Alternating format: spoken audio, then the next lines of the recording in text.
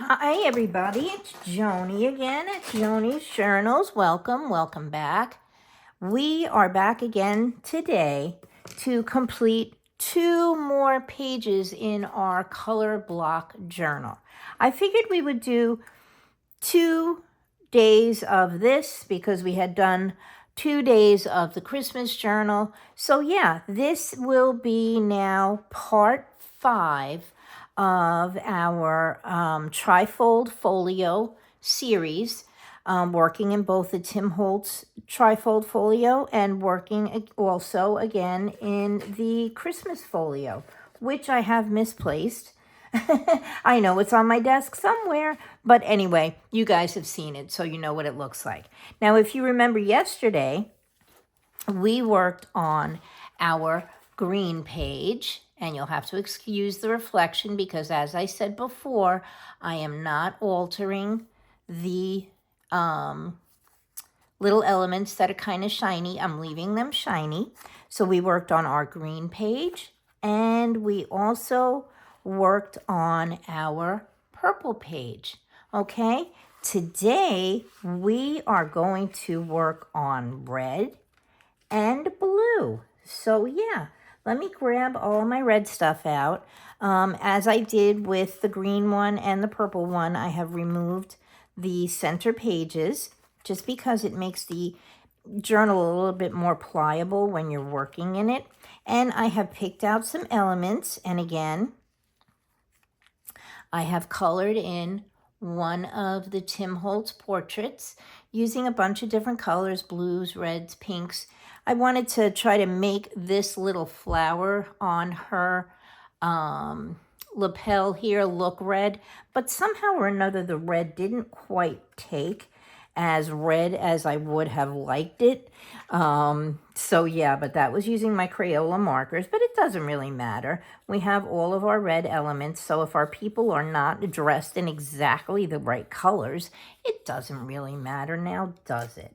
Okay, let's get started, and let's try to make this a little bit quickly. I know our video from yesterday was a little bit quick. I am recording these videos on the same day.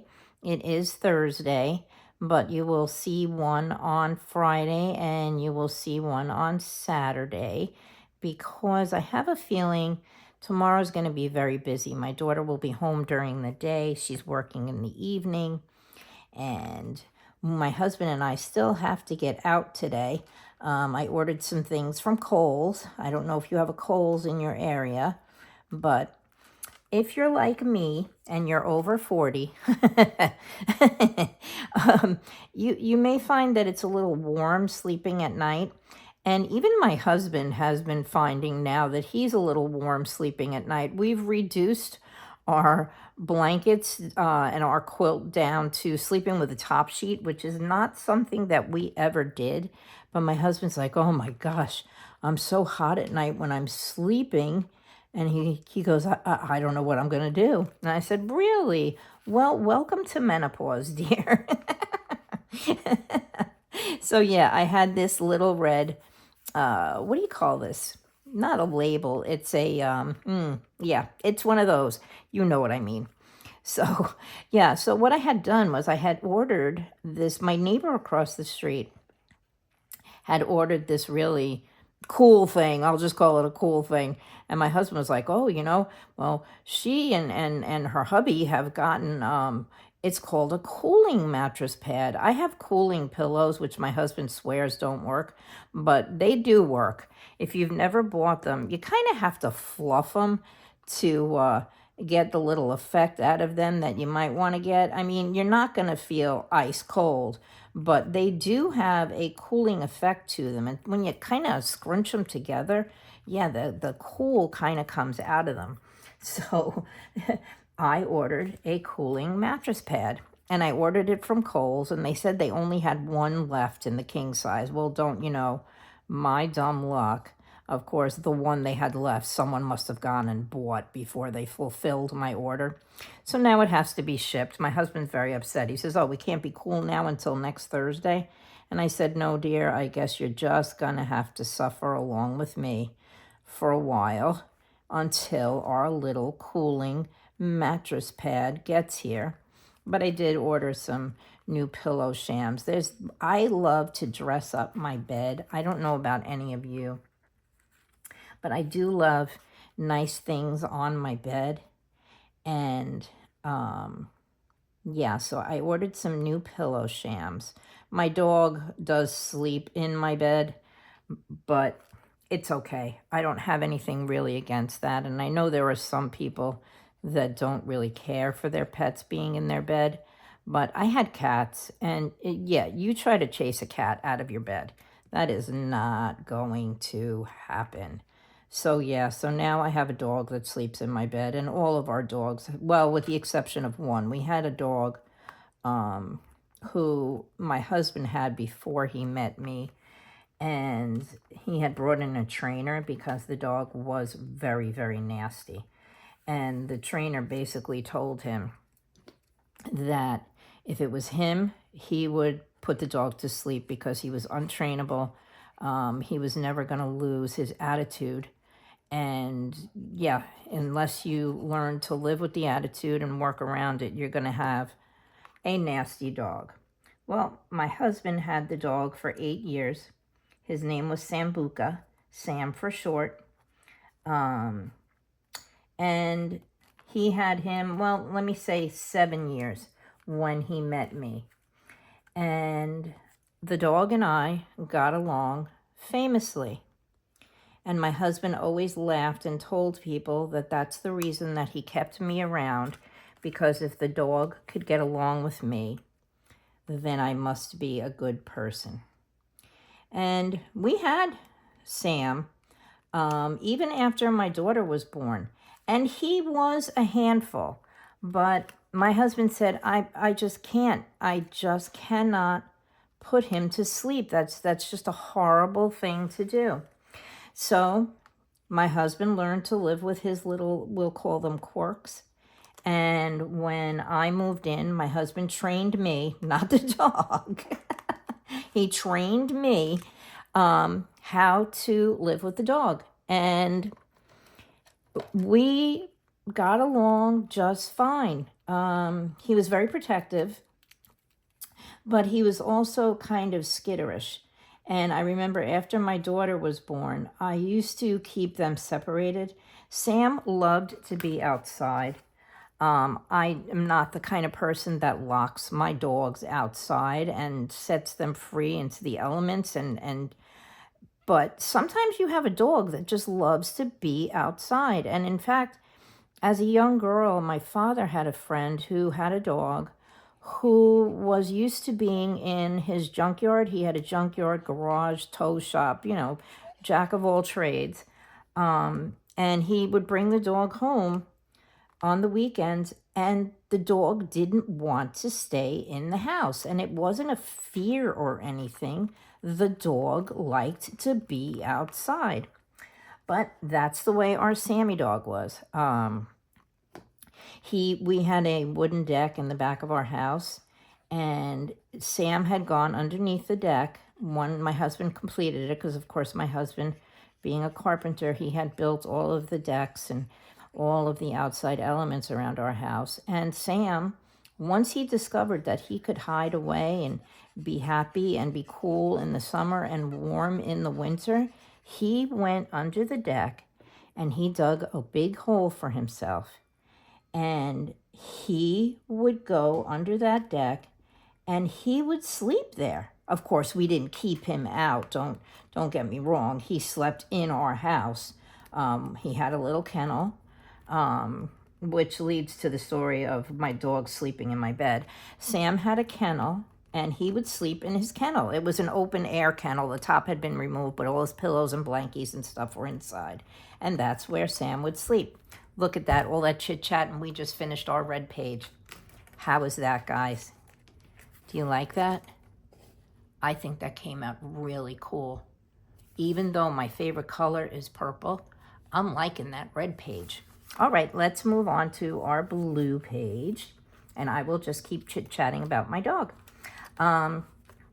So yeah, Sam slept in his kennel at night, and the reason being Sam would protect people when they were sleeping. So if you were asleep and Sam was in the bed, it was great.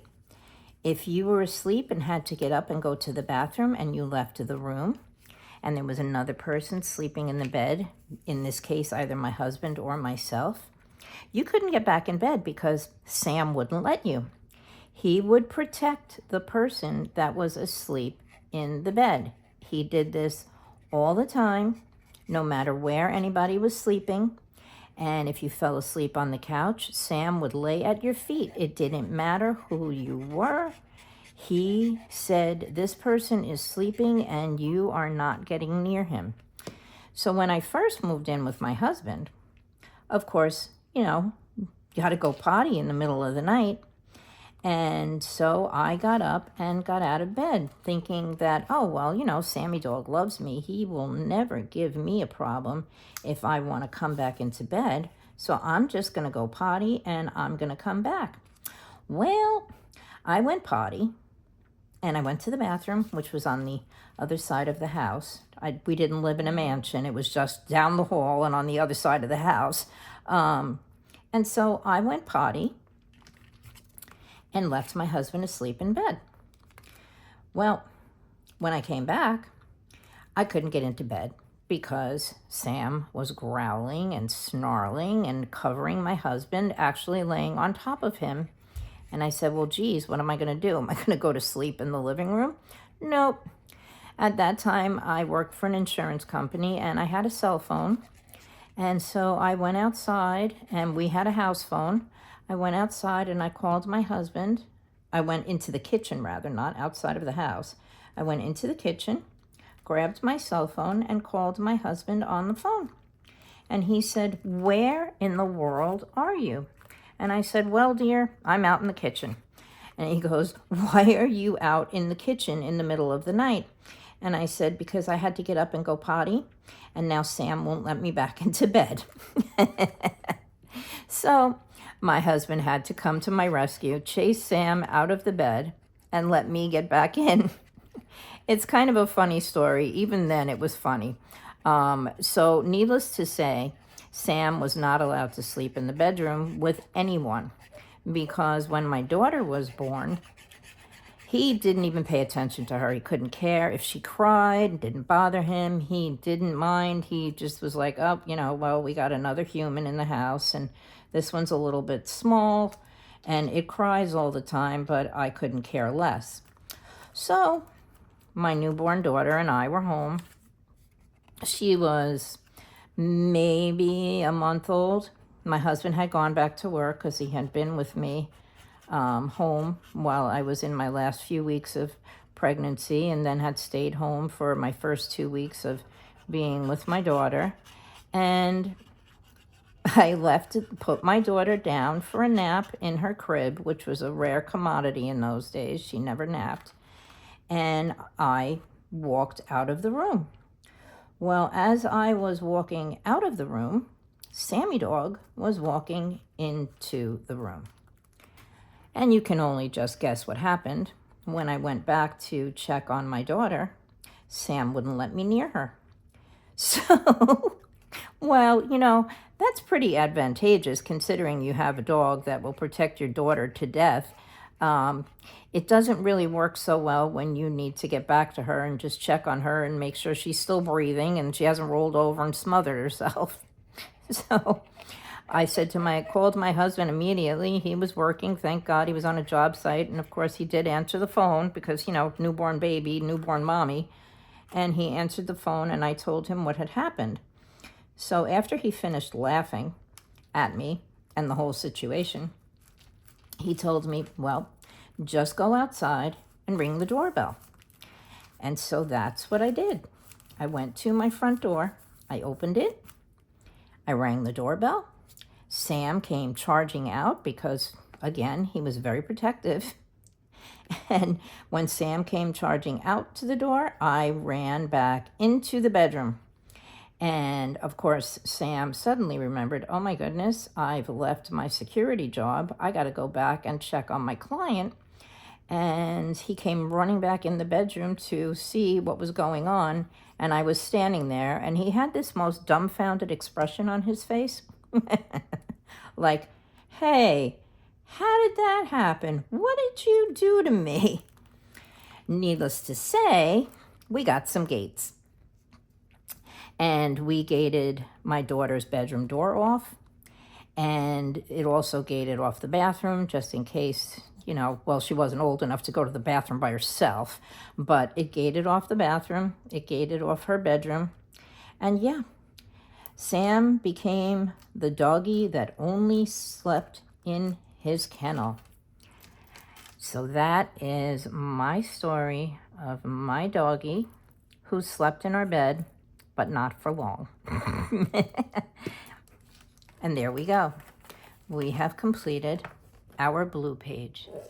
And I hope you like that one too.